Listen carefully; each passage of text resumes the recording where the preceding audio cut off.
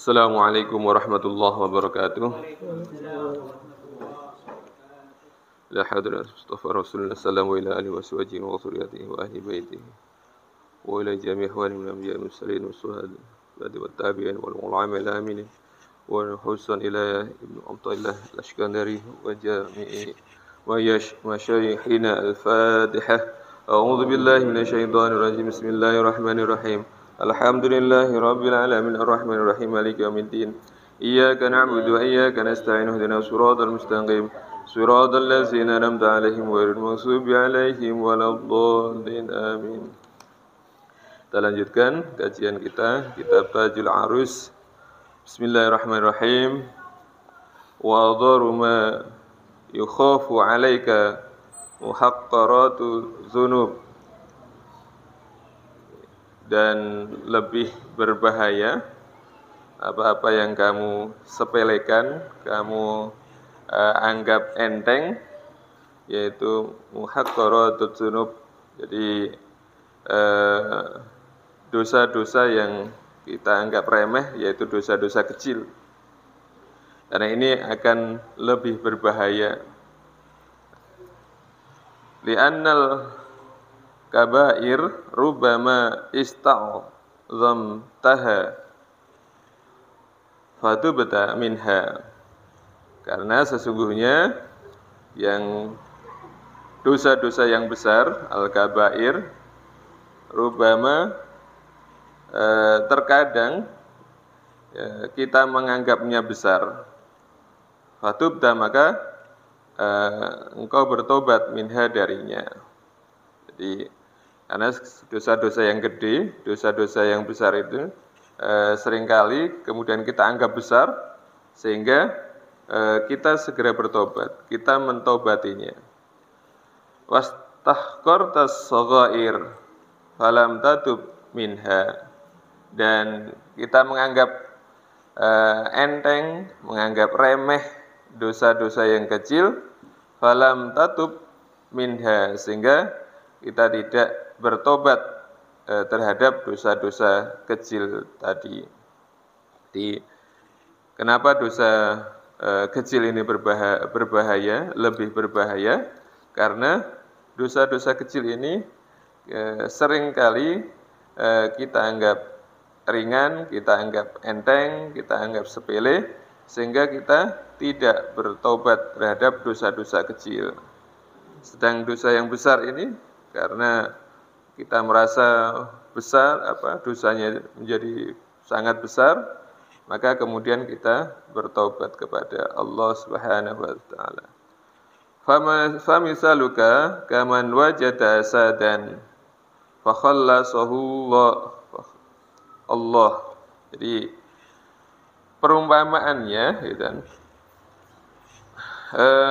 seperti orang yang bertemu dengan macan kumbang atau raja macan, bukan raja singa, gitu kan. Kalau raja singa penyakit ya.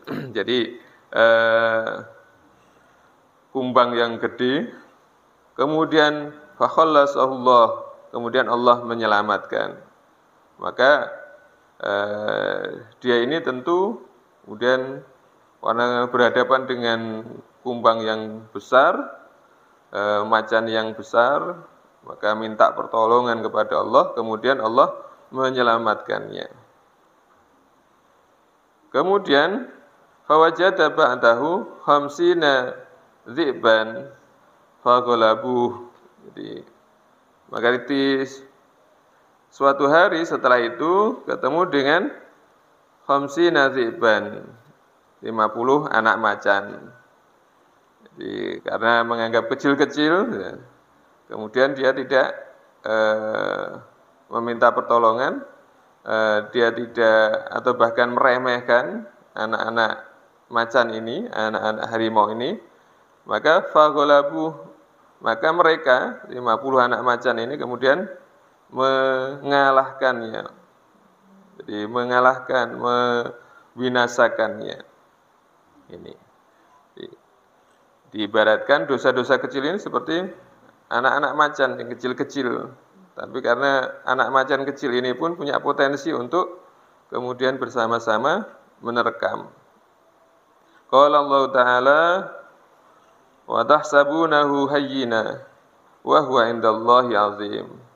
Dan mereka menyangka hayyinan itu enteng atau kemudian ringan atau remeh, wa huwa dan di sisi Allah gitu. Wa huwa dan dia indallah di sisi Allah azim sangat besar. Jadi seringkali kita menganggap dosa kecil itu adalah dosa-dosa yang ringan, padahal di sisi Allah itu sangat besar. Semua dosa ini berpotensi menjadi mendapatkan kemarahan dari Allah Subhanahu wa Ta'ala.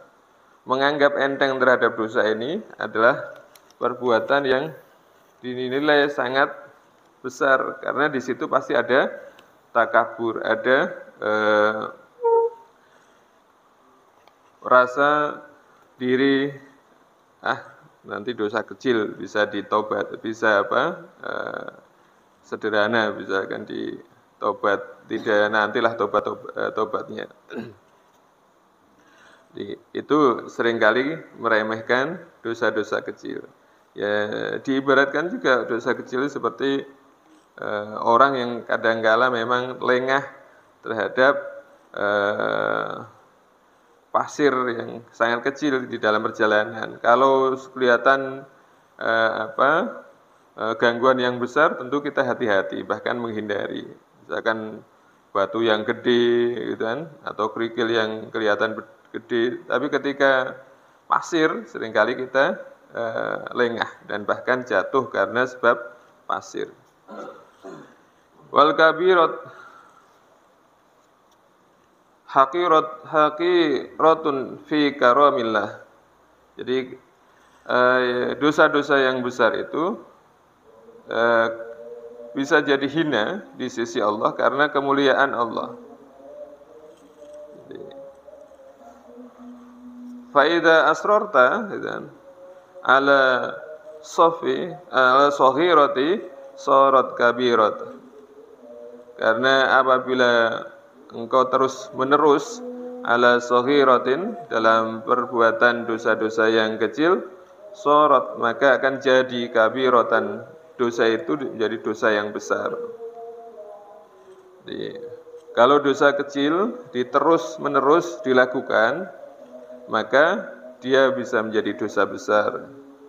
Ini diibaratkan oleh As-Sa'id Ibnu Athaillah, li'anna summa yaqtulu ma'a saghirihi. Jadi karena sesungguhnya racun yaqtul itu membunuh, bisa membunuh saghirahu atau saghirihi. Jadi bersama dengan sedikitnya. Di racun itu walaupun sedikit bisa membunuh. Tidak harus banyak. Di racun itu sedikit bisa membunuh. Was-saghiratu kas-sararati minan nar. Dan dosa kecil itu diibaratkan juga seperti percikan api. Jadi dosa yang kecil kalau kemudian dibiarkan, percikan api ini bisa was-sararatu qad tuharriq baldatan. Dan api yang kecil atau percikan api terkadang bisa membakar sebuah negeri atau sebuah desa atau sebuah perkampungan.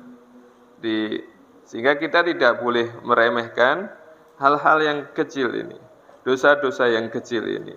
Karena dosa-dosa kecil ketika kita lakukan terus-menerus, ini seperti kita membiarkan tadi 50 anak macan gitu kan, kita karena anggap enteng, padahal dia punya sifat bawaan adalah bisa membunuh. Atau racun, walaupun sedikit juga bisa membunuh. Atau percikan api, walaupun kecil, tapi kalau kemudian kita biarkan, apalagi malah dikasih dengan sesuatu yang mudah terbakar, maka ini akan bisa menyebabkan satu perkampungan ludes, habis.